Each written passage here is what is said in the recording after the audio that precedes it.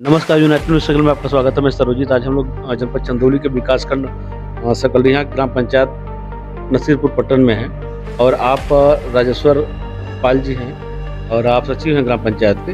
आपसे जानना चाहेंगे कि आपकी जो नियुक्ति ग्राम पंचायत में हुई, इस संदर्भ में आप अवगत कराएँ कि आपका प्रमुख कार्य क्या है? मेरा गांव पंचायत में प्रमुख कार्य था परिवार रजिस्टर लोगों को उपलब्ध कराना। जन्म मृत्यु के लिए रजिस्ट्रार हैं गांव पंचायत के लिए। मेरे द्वारा ही जन्म और मृत्यु दर्ज किया जाता है।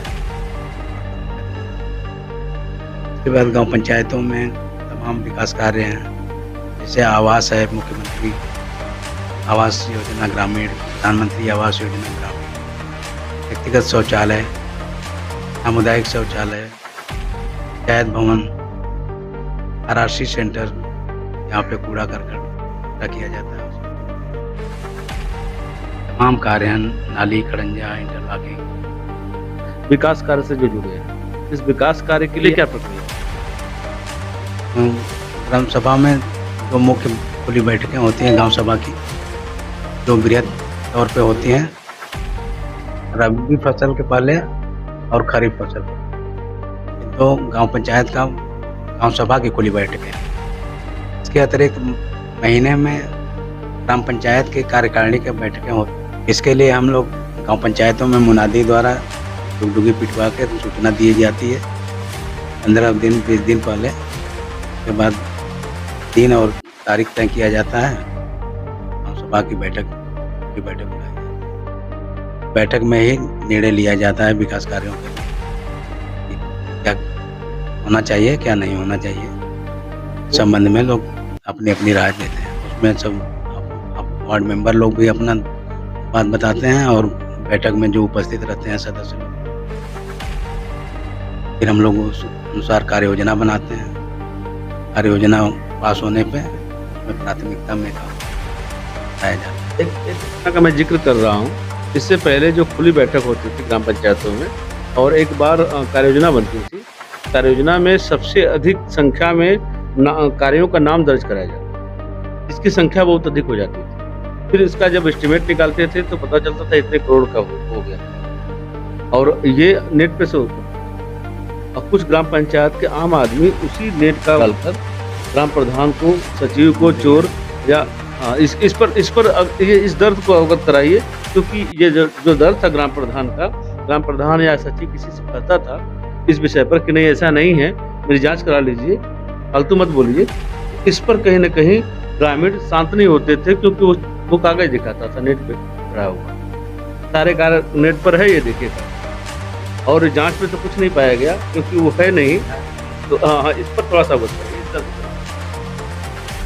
मैं सदर विकास खंड में था, उसमें मेरी एक गांव पंचायत थी काटा में करीब 1 करोड़ के लगभग का कार्य योजना था। एक बड़ी गांव पंचायत है। इस कार्य योजना को निकाल कर जगदीशपुर एक राजस्व गांव है, वहाँ के एक व्यक्ति ने नागरिक ने वो कार्य योजना निकाल करके वो सीडीओ साहब के यहाँ एप्लीकेशन दिया कि इन कार्यों पर कार्य प्रधान द्वारा नहीं कराया गया, भुगतान कर दिया गया है। सीडीओ सर द्वारा वो जांच रखी गई, इसमें पिछड़ा वर्ग कल्याण अधिकारी को नामित किया गया था और साथ में डीआरडीए अस्थाना साहब थे। हम और प्रधान लोग उपस्थित हुए।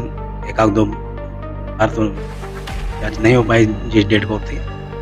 अंत में जांच जिस डेट को पड़ी थी उस डेट में सारे लोग उपस्थित रहे, गांव के लोग भी उपस्थित रहे प्राथमिक विद्यालय पे।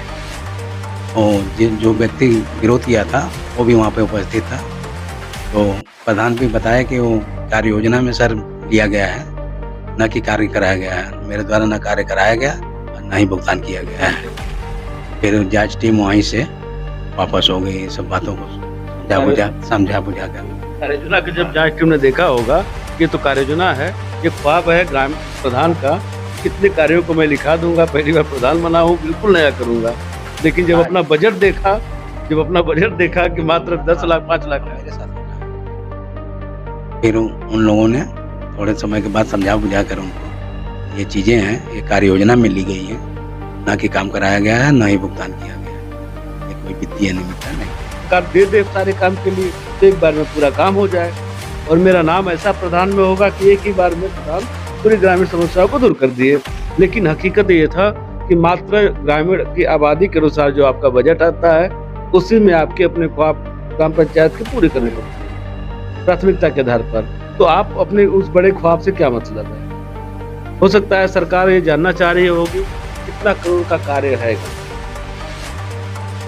कार्य योजना में कितना कितना अधिक से अधिक कितना देख रहे हैं, और क्रमशः इसको हम दूर करते जाएं। योजना गांव पंचायत में जितना काम किया जाता है, सारे काम वित्तीय वर्ष में समाप्त नहीं हो जाते हैं, लेकिन एक सामूहिक रूप से कार्य योजना बनाई जाती है ताकि जो जहाँ तक हम पूर्ण कर सकें, करने के बाद जो बचता है फिर अगले वित्तीय वर्ष में फिर लिया जाता है, कार्य रह जाते हैं।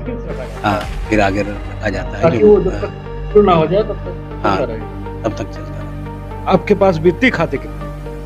हमारे पास अब तो दो ही मुख्य रूप से खाते रह गए, एक पंचम राज्य वित्त और 15वां केंद्रीय वित्त, और एक तीसरे में है वो क्या नाम है, मनरेगा का, वो तो वहीं से भुगतान होता है केंद्र से। पहले कितने खाते थे आपके पास? पहले तो बहुत खाते थे, शायद में 5-6 खाते थे जो कि हम लोग से वापस ले लिया गया। जैसे एमडीएम था, प्रधान और सचिव ही देखते थे पहले, 2010 में शायद वापस हुआ हम लोगों से। और छात्रवृत्ति का भी था खाता, जो कि खाते बना के बस चल गया 2010 में ले लिया गया सचिव से। प्रधान और अध्यापक विद्यालय समिति। हाँ, वही हाल छात्रवृत्ति का, यही कार्य था जो कि पंचायत भवन पे आने का रास्ता है, यही जर्जर था। डीएम साहब का कार्यक्रम लगने वाला था, उससे पहले ये कार्य कराया गया मेन रोड से गाँव पंचायतों में नाली इंटरलॉकिंग हो रहा है। जो अभी वर्तमान में आपके द्वारा राशन कार्ड का सत्यापन किया गया और उसकी जांच की गई पात्रता की, तो इस पर कितने ऐसे पात्र मिले और कितने अपात्र मिले? और 5 लोग मृतक पाए गए थे।